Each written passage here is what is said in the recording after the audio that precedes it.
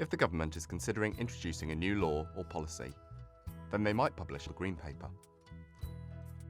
These are consultation documents that give people the opportunity to comment on the proposals before they are firmed up.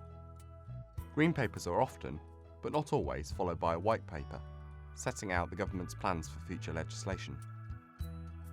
White Papers may sometimes also include a draft of the proposed new law, which is called a bill, to allow for more feedback.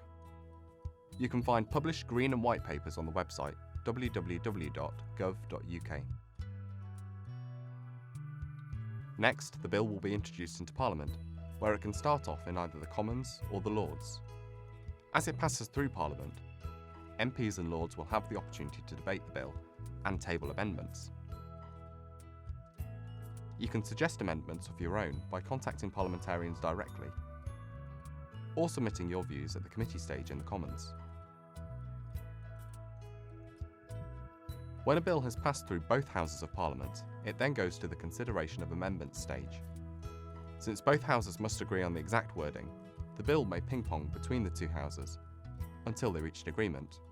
Once this happens, the bill receives royal assent and becomes law as an Act of Parliament.